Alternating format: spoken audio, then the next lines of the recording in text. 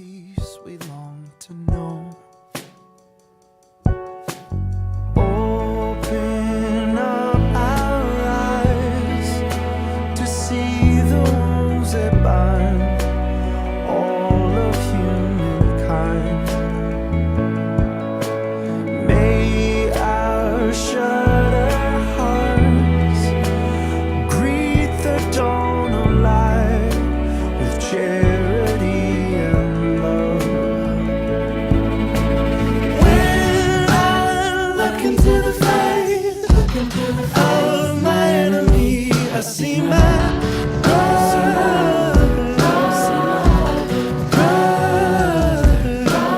When I look into the face of my enemy, I see my brother. I see you now. When I look into the face, I see you now. I see you now. I see my brother.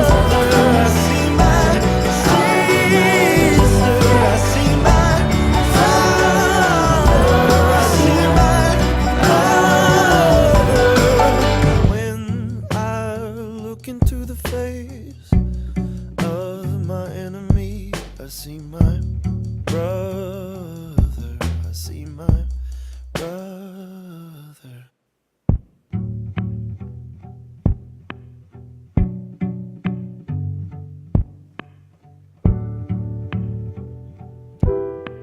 Bonjour tout le monde, vous allez bien? Oui, bienvenue à l'Église 180, bienvenue à tous. Merci d'être venus.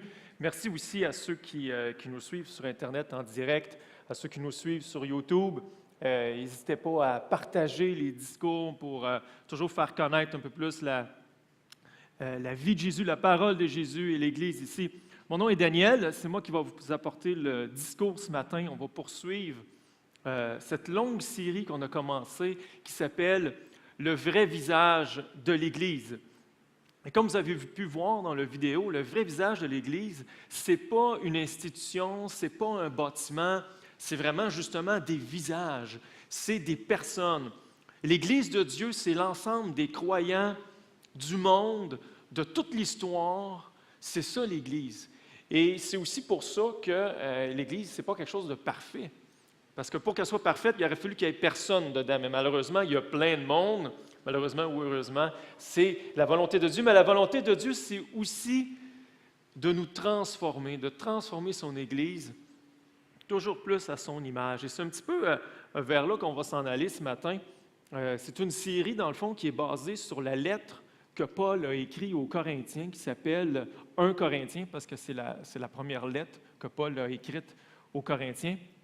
Et on arrive au chapitre 15, où Paul va aborder un sujet avec les Corinthiens vraiment particulier, vraiment important, même, je dirais, fondamental, parce que c'est vraiment le fondement du christianisme.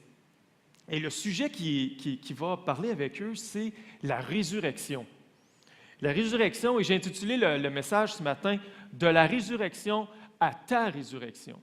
Parce que c'est de ça que le texte parle, c'est un long chapitre, et on va lire des petits bouts ensemble pour faire ressortir quatre vérités sur la résurrection et tirer des conclusions, tout ça, de ce qu'on peut apporter dans nos vies chaque jour. Et je commence immédiatement, parce que c'est un long chapitre, mais il est tellement riche, on aurait pu passer 15 semaines sur le chapitre 15. On va voir 4 vérités ensemble. Vous êtes prêts? Oui. Excellent. Alors, on commence avec l'introduction, les versets 1 à 8. Vous les aurez à l'écran, vous pouvez lire avec moi. 1 Corinthiens 15, versets 1 à 8. Mes frères, je vous rappelle la bonne nouvelle que je vous ai annoncée, que vous avez reçue et à laquelle vous demeurez attachés. C'est par elle que vous êtes sauvés, et si vous la retenez telle que je vous l'ai annoncée, autrement vous auriez cru en vain. Verset 3. Je vous ai transmis comme un enseignement de première importance ce que j'avais moi-même reçu. Et c'est là qu'il va raconter l'enseignement, le message. Le Christ est mort pour nos péchés, conformément aux Écritures. Il a été mis au tombeau. Il est ressuscité le troisième jour, comme l'avaient annoncé les Écritures. Il est apparu à Pierre, puis aux 12, c'est-à-dire les 12 apôtres. Après cela, il a été vu par plus de 500 frères à la fois, dont la plupart vivent encore aujourd'hui, quelques-uns d'entre eux seulement sont morts. Ensuite, il est apparu à Jacques, puis à tous les apôtres.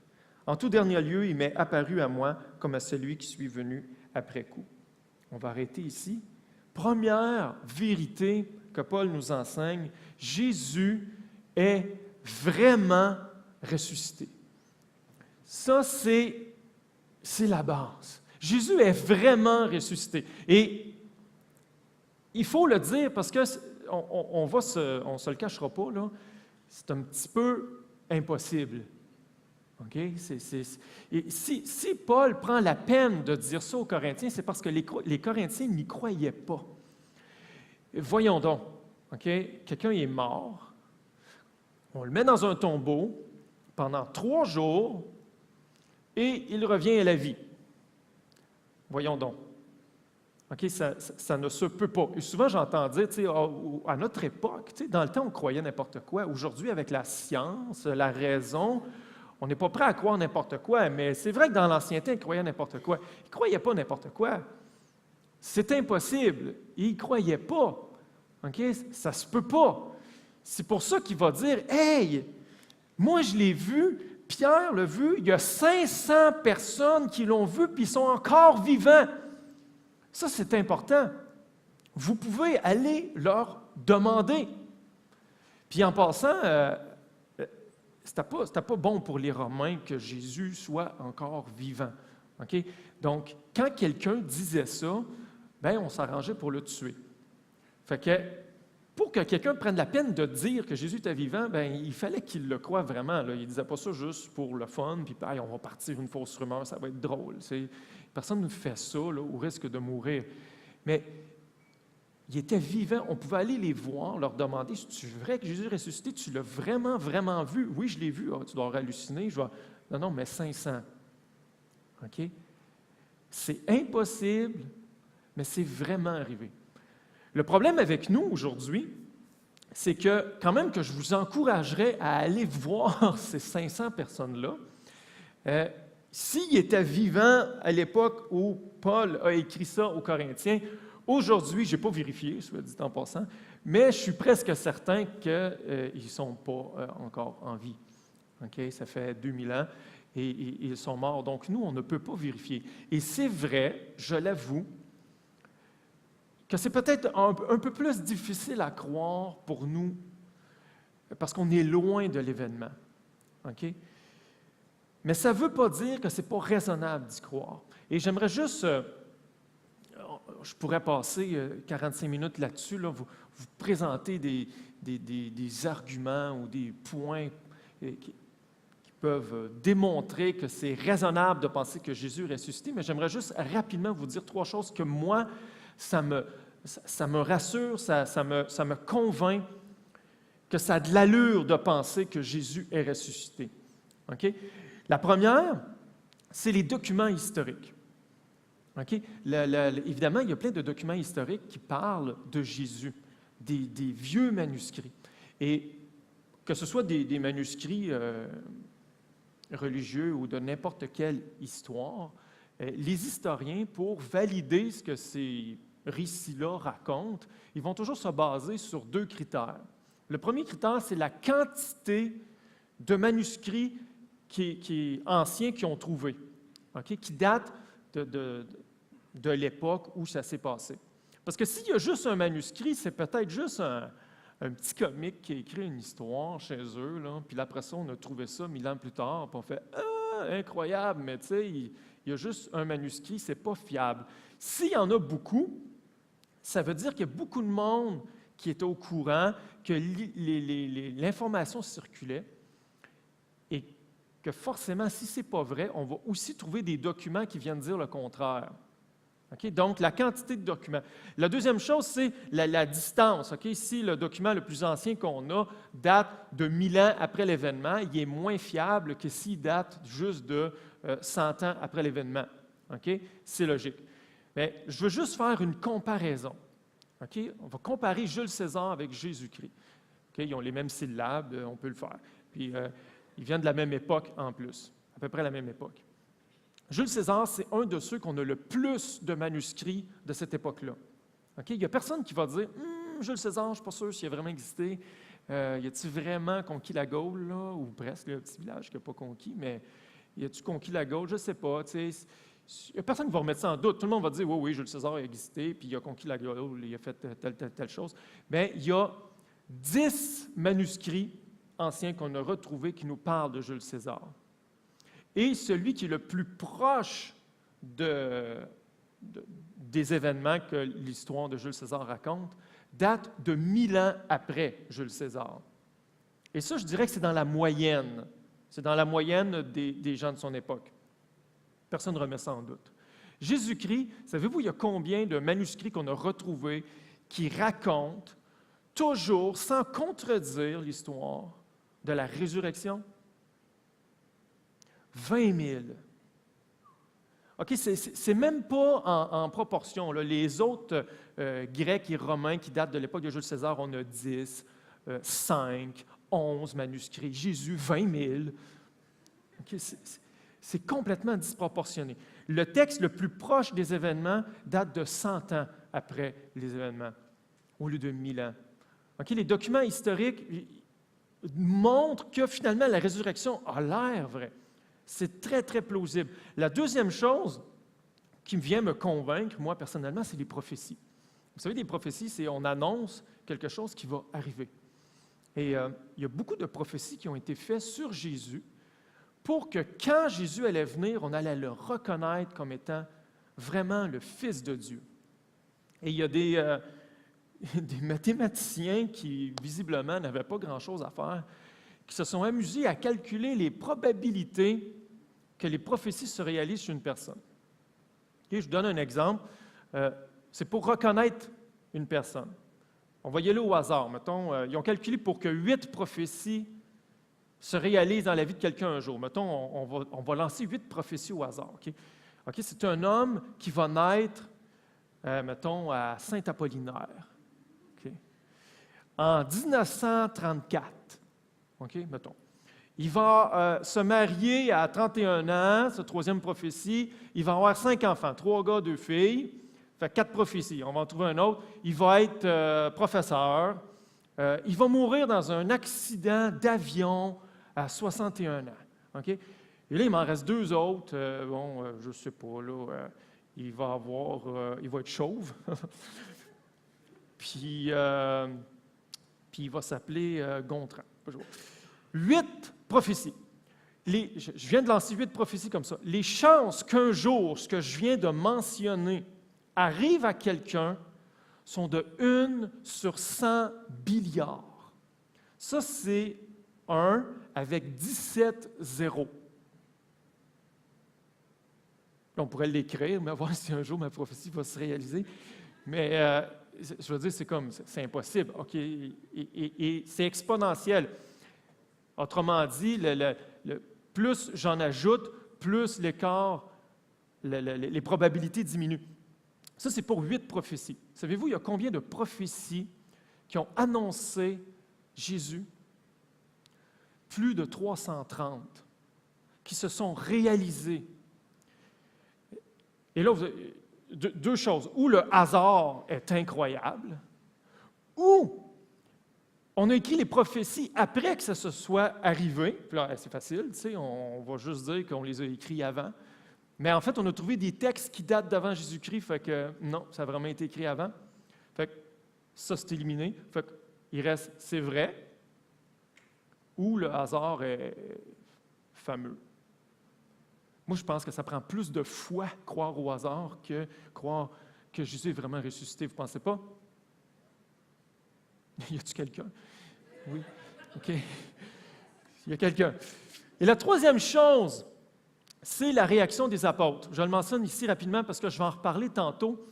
Et ça, ce n'est pas juste mentionné dans la Bible, c'est mentionné dans d'autres documents historiques qu'on a trouvés. Quand donc les apôtres suivaient Jésus pendant toute sa vie, okay? Un révolutionnaire, on va renverser les Romains. Ils ne pensaient pas que Jésus allait mourir, revenir à la vie. Ils ne l'avaient pas vu venir. Et quand c'est arrivé, quand Jésus est mort, la Bible raconte qu'ils se sont tous dispersés, ils se sont cachés, ils ont arrêté d'annoncer le message de Jésus. Ils ont dit, bon, ben c'est fini, tu sais, Jésus est mort. Ils sont retournés à leur travail. On voit que Pierre est retourné pêcher, tout le monde est retourné faire ses choses. Ils ont abandonné, c'est terminé. Et puis soudainement, ils se sont mis à parcourir le monde, annoncer la bonne nouvelle de Jésus. Ils ont tout abandonné et ils sont tous morts. Et il en restait 11 des apôtres, parce que Judas s'est suicidé. Et sur les 11 qui restaient, il y en a 10 qui ont été tués à cause qu'ils annonçaient l'Évangile. Maintenant, c'est les apôtres qui ont dit que Jésus était ressuscité. Donc, si Jésus n'est pas ressuscité, ceux qui le savaient, là, c'était eux. Donc, ils étaient des menteurs. Est-ce que tu es prêt à te faire tuer pour un mensonge, toi?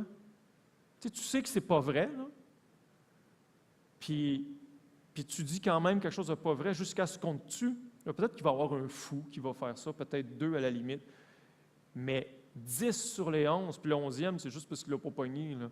Puis quand ils l'ont eu, il était rendu trop vieux, ils l'ont mis sur une île en disant « il ne fera plus rien là », puis finalement, il a écrit l'Apocalypse. C'est Jean. Mais tout ça,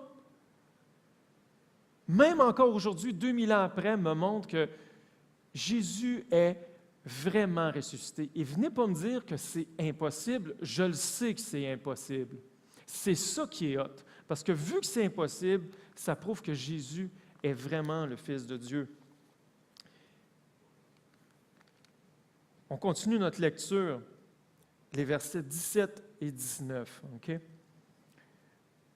Or, si le Christ n'est pas ressuscité, votre foi est une illusion et vous êtes encore sous le poids de vos péchés. De plus, ceux qui sont morts, unis au Christ, sont à jamais perdus. Si c'est seulement pour la vie présente que nous avons mis notre espérance dans le Christ, nous sommes les plus à plaindre des hommes. Deuxième vérité, je vais la formuler comme il faut, l'afficher. Deuxième vérité que le texte nous apprend, ne viendra jamais. Le christianisme est fondé sur la résurrection.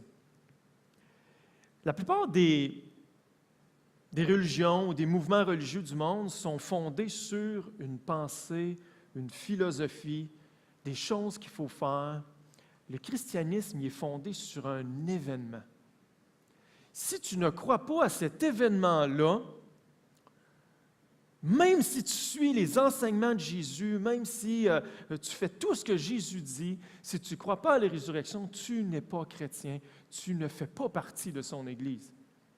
Tout ça, nous dit Paul, c'est en vain, ça ne sert à rien. Le fondement de tout, c'est la résurrection de Jésus. Le christianisme est fondé sur un événement. Il y a le troisième président des États-Unis. Qui peut me dire, c'est qui le troisième président des États-Unis? Thomas Jefferson. Okay? On peut montrer l'image. Il a écrit un livre assez particulier, okay, qui s'appelle « La Bible de Jefferson ». Et vous pouvez voir sur l'image de droite qui est à côté, c'est sa vraie Bible. Et il a découpé, il a enlevé des bouts. Et ce qu'il a fait, dans le fond, c'est que lui, il aimait la Bible, il aimait les enseignements bibliques, mais il ne croyait pas au miraculeux. Et ce qu'il a fait, c'est qu'il a enlevé de la Bible tous les passages où Jésus fait quelque chose de miraculeux. Et dans le livre qu'il a écrit, il a raconté l'histoire de Jésus. On peut voir les enseignements de Jésus, on peut voir des choses qu'il a fait, mais il a enlevé tous ses miracles, il a enlevé toutes les choses qui sont impossibles pour nous, simples humains. Et l'histoire se termine par Jésus qui est mis au tombeau. Ça se termine, Jésus est au tombeau. Thomas Jefferson, aimait les enseignements de Jésus au point d'en écrire un livre. Et pourtant, il n'était pas chrétien. Ce n'est pas parce que tu suis les enseignements de Jésus que tu es chrétien, c'est parce que Jésus est ressuscité et que tu crois à la résurrection.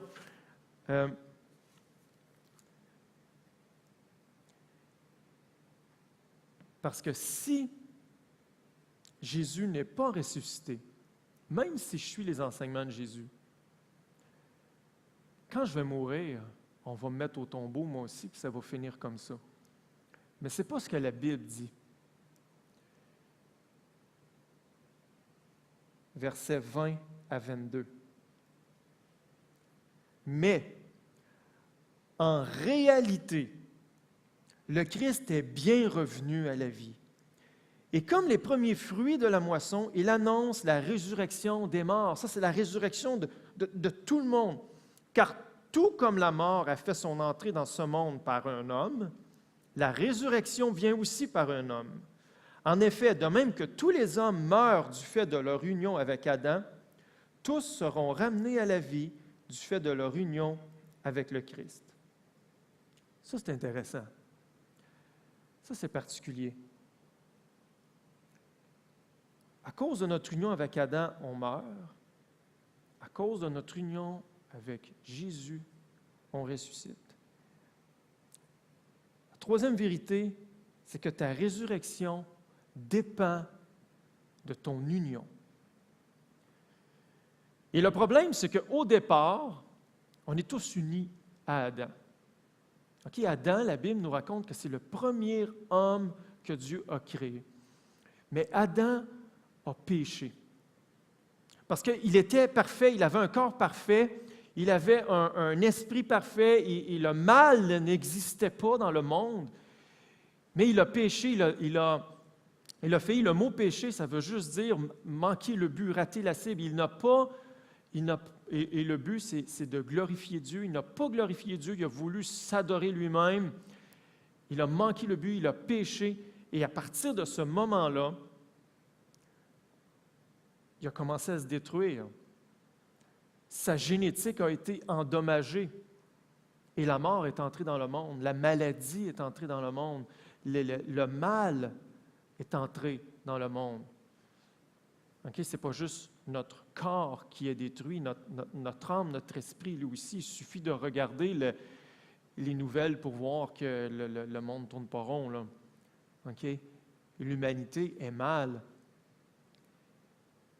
Bien, Adam a fait des petits, qui a fait des petits, qui a fait des petits, qui a fait des petits, qui a fait des petits, qui nous a fait. OK? On est tous des descendants d'Adam et on a hérité de sa génétique qui nous détruit.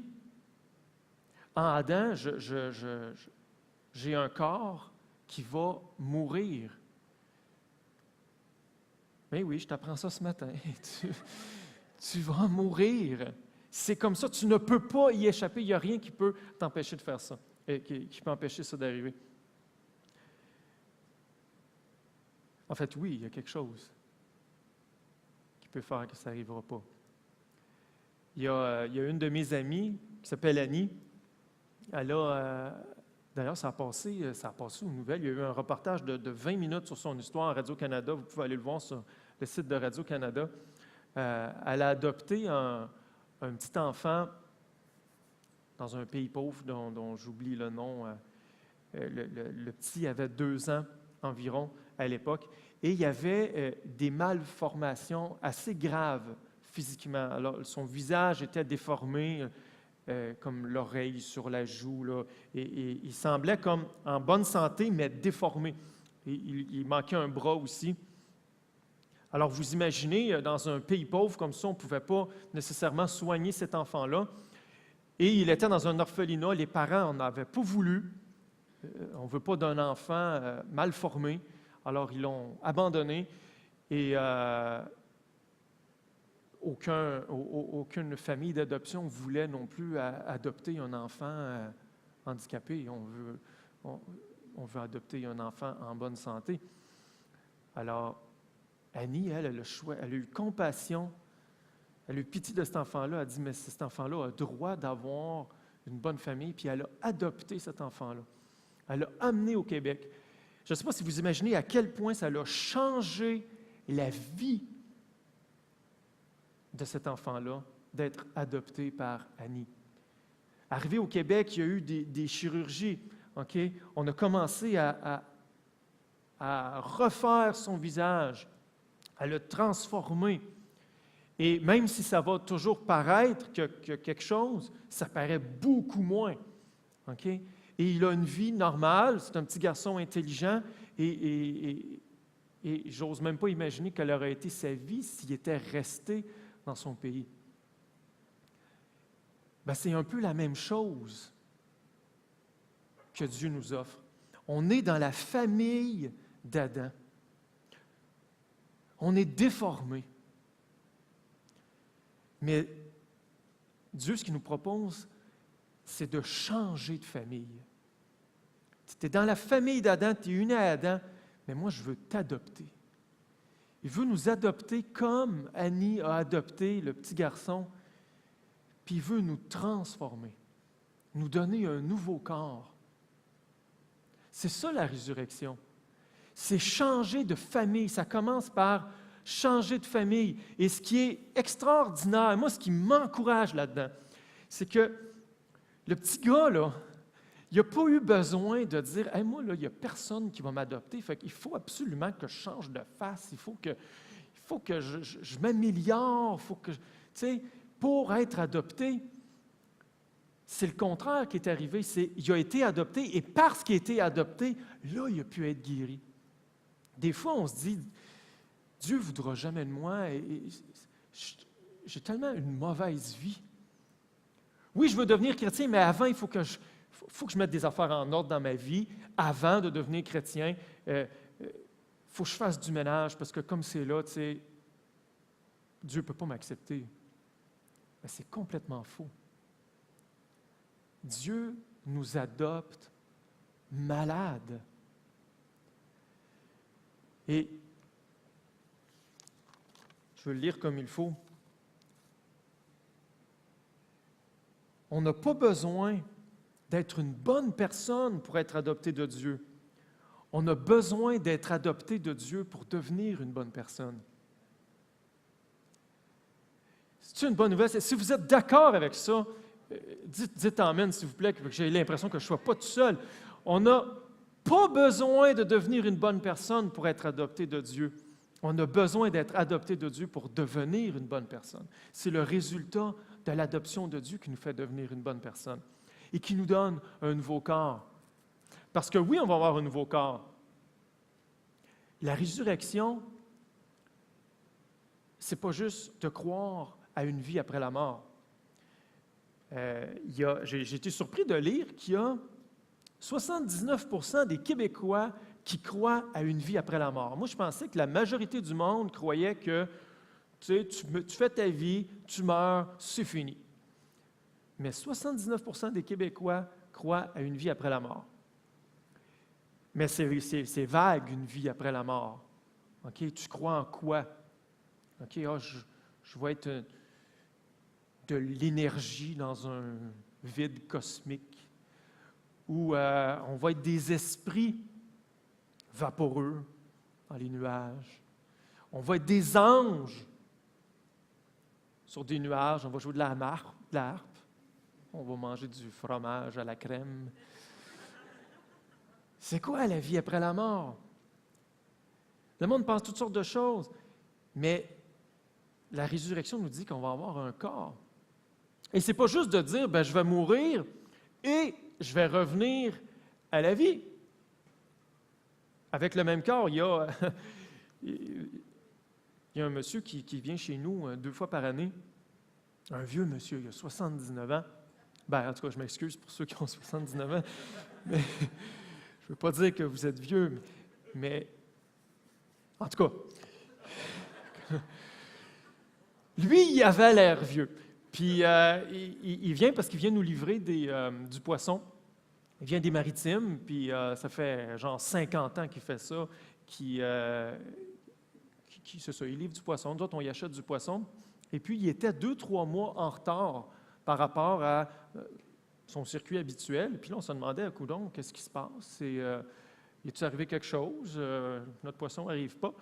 Et puis, 2-3 mois plus tard, il arrive puis il dit, je m'excuse du retard, il dit, je suis mort. Je dis, ah, c'est plate, tu sais. Il dit, j'étais en train de faire mes choses, je marchais, puis à un moment donné, paf, comme ça. Puis en passant, ça va tout nous arriver. Hein. Il est mort. Plus aucun signe vitaux. Et puis on l'a amené vite à l'hôpital, on l'a mis sur le respirateur artificiel, puis toute la patente, puis on l'a ramené à la vie, puis il est resté dans le coma 2 mois, d'où son retard. Et, moi j'ai dit que je n'étais pas content, hein, mais après 2 mois, il est revenu, puis là, il était devant moi, puis je le croyais presque pas que ça lui était arrivé. Il avait l'air bien, puis moi, je donne encore 10 ans. Et il dit, puis il a vraiment dit, je suis mort et ressuscité. Puis, wow, tu sais, c'est gloire à Dieu, mais c'est pas ça la résurrection. On ne reviendra pas dans notre corps malade. Voyons ce que Paul dit. 1 Corinthiens 15, les versets 35 à 38, pour voir la 4e vérité. « Mais demandera peut-être quelqu'un, comment les morts reviendront-ils à la vie? Avec quel corps reparaîtront-ils? Insensés que vous êtes. Dans la nature, la graine que vous semez ne peut reprendre vie qu'après être passée par la mort. Lorsque vous faites vos semailles, vous ne mettez pas en terre le corps que la plante aura quand elle aura poussé, mais une simple graine, une graine de blé par exemple, ou quelque autre semence. Et Dieu lui donne le corps qu'il veut. À chaque semence correspond un corps particulier. Ce que Paul dit, c'est que quand on va ressusciter, on va avoir un nouveau corps. Et là, il y en a qui sont tristes, puis il y en a qui disent « Gloire à Dieu ». Mais je vise personne, je veux pas... Moi, je suis content parce que ce que la Bible dit, c'est que le nouveau corps que Dieu va nous donner, on lit ça dans Philippiens, on lit ça dans 1 Jean aussi, on va avoir un corps qui est glorifié, un corps qui est parfait, un corps qui est sans maladie. Et ça dit dans 1 Jean que ça va être un corps qui est semblable à Jésus. Un corps qui est semblable à Jésus après qu'il soit ressuscité. Et ça, c'est intéressant parce que on peut voir un petit peu de quoi ça a l'air. On l'a dans les évangiles, l'histoire de Jésus après sa résurrection. Et ça nous dit qu'on va avoir un corps semblable à ça. Allez relire Luc 24. On n'a pas le temps de le lire ce matin, mais je vais faire ressortir quelques éléments. Quand on lit Luc 24, on voit Jésus ressuscité. Essayez de voir comment il est. Première chose qu'on voit, il est tangible, il est physique. Quand les apôtres le voient, « Ah, un fantôme! Un esprit! » Puis il dit, « Non, je ne suis pas un esprit touché. Touché, je suis là, je suis en chair, je suis physique. » Après la résurrection, notre vie après la mort, pour l'éternité, on a un corps. On n'est pas des esprits. Quand Dieu a créé le monde, il a créé l'être humain avec un corps, dans un monde physique. Et Dieu ne va pas passer au plan B. Ah, ce plan-là n'a pas marché, on va passer au plan B, on va essayer de faire des esprits à la place. Non. Quand Jésus est venu, il est venu réparer le plan A. On va avoir un nouveau corps, et sans douleur, sans souffrance. Si vous avez déjà souffert, vous allez dire Amen à ça. On va avoir un corps sans souffrance, sans jamais de douleur pour l'éternité. Jésus avait encore les marques de la crucifixion. Je pense que je choisis de les avoir encore pour qu'on puisse le reconnaître. Ça faisait 3 jours. Moi, si on me plante des clous dans les mains et dans les pieds, 3 jours après, là, je ne vais pas dire au monde « Hey, regarde, touche, va jouer dedans, tu vas voir que c'est bien moi. » Ça va faire mal. Jésus n'avait pas mal. Pas de souffrance. Il mangeait. Pas parce qu'il avait faim, il voulait montrer aux autres qu'il mangeait, mais avec notre nouveau corps dans l'éternité, on va pouvoir manger. Amen! Yes, moi je suis content. Je ne sais pas s'il va y avoir des Doritos, mais je suis sûr que ce qu'on va manger, ça va être super bon. Je sais que ça va être bon. On va manger, on va... ça c'est intéressant. Relisez Luc 24. Jésus, dans son nouveau corps, soudainement, n'est plus soumis aux lois naturelles. À un moment donné, il est à un endroit, pouf, il disparaît. Il réapparaît ailleurs. Voyons, comment on appelle ça, comme dans Star Trek, là, la téléportation, voilà. Moi, j'ai toujours rêvé de faire ça. Jésus, quand il repart, il part, puis il s'en va vers le ciel, il s'envole vers le ciel, comme Superman. Il n'est pas soumis aux lois naturelles, la gravité. S'il veut, il s'envole. Ce n'est pas un corps qui est soumis à ça. Et je ne peux pas être sûr à 100%, mais il m'est permis de croire que je vais avoir un corps semblable à ça. La résurrection, c'est quelque chose qui me tente. OK? À côté de la mort, de l'histoire de Jésus qui reste dans un tombeau et de la résurrection, je choisis la résurrection. Non seulement ça me demande quasiment moins de foi de croire à ça. En fait, les seules personnes que j'ai vues qui ne croyaient pas à la résurrection, c'est des gens qui ne se sont pas arrêtés à y penser. Prends le temps d'y penser, prends le temps de réfléchir, de regarder ça. Tu vas voir que c'est crédible. À la résurrection, on va avoir un corps qui est parfait, qui ne pourra plus jamais être malade, qui ne pourra plus jamais être détruit. Et tout ça m'amène à la conclusion que Paul fait, et j'inviterai les musiciens à venir me rejoindre, parce que je vais terminer avec ça. Les versets 54 et 58, le verset 58 qui termine le chapitre, nous dit ceci. « Lorsque ce corps corruptible, c'est-à-dire le corps que j'ai présentement, là, qui va se détruire, aura revêtu l'incorruptibilité, et que ce corps mortel aura revêtu l'immortalité, alors se trouvera réalisée cette parole de l'Écriture, la victoire totale sur la mort a été remportée.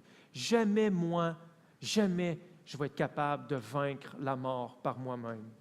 Quand même que je ferais de l'exercice à tous les jours, quand même que je mangerais bio, OK, je ne vais jamais vaincre la mort. Mais Jésus l'a vaincu à ma place pour que je puisse vivre. Et verset 58, « C'est pourquoi, mes chers frères, soyez fermes, ne vous laissez pas ébranler, travaillez sans relâche pour le Seigneur, sachant que la peine que vous vous donnez au service du Seigneur n'est jamais inutile. »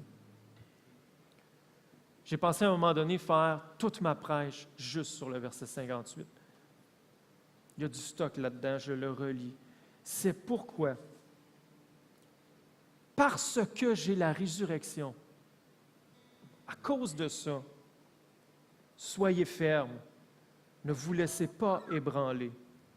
Travaillez sans relâche pour le Seigneur, sachant que la peine que vous vous donnez au service du Seigneur n'est jamais inutile, à cause de la résurrection. Je ne vais pas travailler sans relâche pour avoir la résurrection, mais je travaille sans relâche à cause de la résurrection. Parce que j'ai la résurrection, je peux être ferme, inébranlable. On peut venir m'écœurer, me dire que n'importe quoi. Qu'est-ce que ça peut me faire? J'ai la résurrection. Tantôt, j'ai parlé des apôtres, qu'il n'y a rien qui pouvait les arrêter. Ils étaient inébranlables. Ils ont vu Jésus ressusciter. Ils ont dit, mon Dieu, moi aussi, je vais ressusciter. La mort ne me fait pas peur. Ils s'inquiétaient bien moins de leur mort qu'ils s'inquiétaient de leur sort. Et c'est l'invitation que je veux te faire ce matin. t'inquiéter plus de ton sort que de ta mort. Parce que ta mort, c'est juste une étape. Ton sort est bien plus important.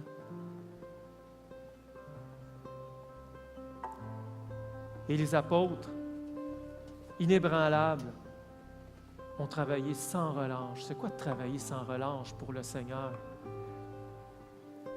Ben, c'est la mission. Annoncer la bonne nouvelle pour que les gens loin de Dieu puissent découvrir la vie en Jésus-Christ. C'est tout ce qui importe Dieu. C'est tout ce qui devrait nous importer. Si la résurrection est vraie,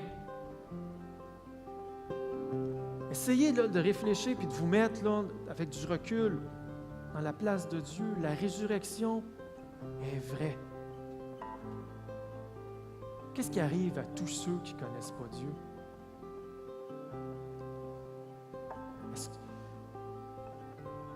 Des fois, on se préoccupe plus de « je vais-tu avoir le temps de repeindre mon salon avant la fin des vacances » que je me préoccupe du sort éternel de mon voisin.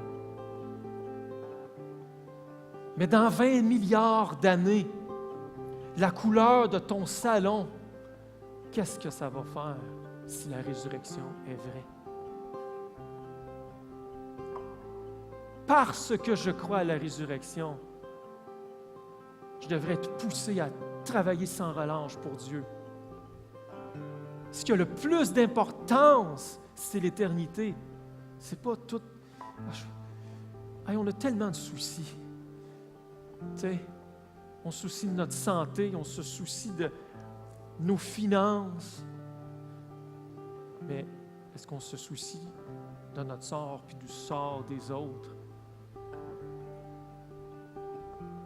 On devrait être inébranlable, rien qui nous fait peur. Il y a une image que j'aimerais vous montrer. C'est l'image, la première image qui a été faite après que 21 chrétiens aient été tués au Libye en 2015. 21 Égyptiens, en théorie, parce que si vous regardez bien l'image, vous allez voir qu'il y a comme quelqu'un au milieu qui est différent des autres. Puis on a voulu vraiment bien le représenter, c'est comme un copier-coller, puis en plein centre, il y a quelqu'un de vraiment différent, vous le voyez? Dans le fond, c'est un noir, et les autres, c'est des blancs ou des arabes. C'est que l'histoire, c'est que quand les terroristes sont arrivés, ce qu'ils voulaient, c'était des chrétiens égyptiens. Ils voulaient attaquer, tuer. C'était symbolique. Ils voulaient tuer les chrétiens égyptiens. Ils ont pris les 20 chrétiens égyptiens qui étaient là et ils ont dit au noir, qui était un Soudanais, ils lui ont dit « Toi, va-t'en ». Et le Soudanais a répondu « Je suis chrétien, moi aussi, je vais avec eux ». Et il fait partie des 21 personnes qui ont été tuées. Ce Soudanais-là avait la certitude qu'il avait la résurrection. Il n'avait... Évidemment, je ne suis pas en train de dire que c'est une bonne chose de mourir, là. Si on m'apprenait que j'allais mourir, je serais triste. Je ne veux pas mourir, là. Je veux profiter de la vie. Mais je n'ai pas peur de la mort. Comme le Soudanais n'avait pas peur de la mort. Parce qu'il sait qu'il a la résurrection. Et ce matin, je sais que si tu n'as pas la résurrection, si tu ne crois pas à ça, tu as forcément peur. C'est ça où tu essaies de ne pas y penser. Mais quand tu vas être mis en face de la mort, tu vas avoir peur. Daniel Ouimet, qui fait des chroniques dans la presse, a écrit ceci. « J'envie ceux qui croient. Souvent, ils n'ont pas peur de mourir car ils ont un endroit où vivre après la mort. C'est peut-être pour ça que j'ai si peur de la mort. Moi, la finie, le néant m'effraie. » J'aimerais t'inviter ce matin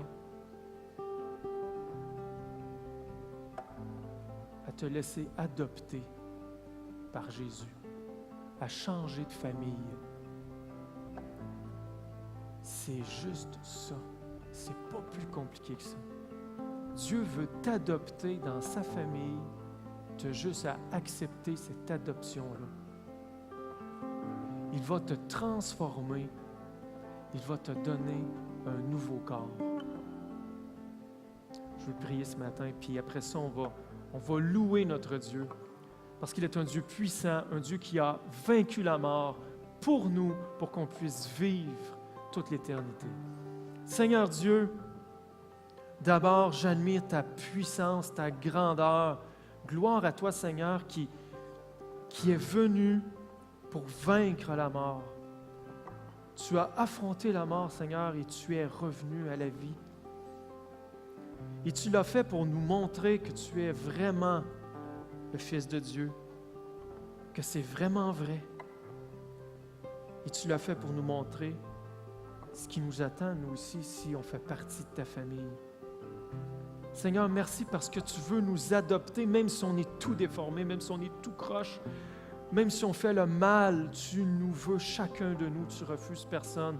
Ta volonté, c'est de tous nous adopter, qu'on soit tous frères, qu'on soit tous tes enfants. Merci, Seigneur, parce que tu ne me rejettes pas, même quand je fais le mal. Merci parce que tu as tout accompli. Amen.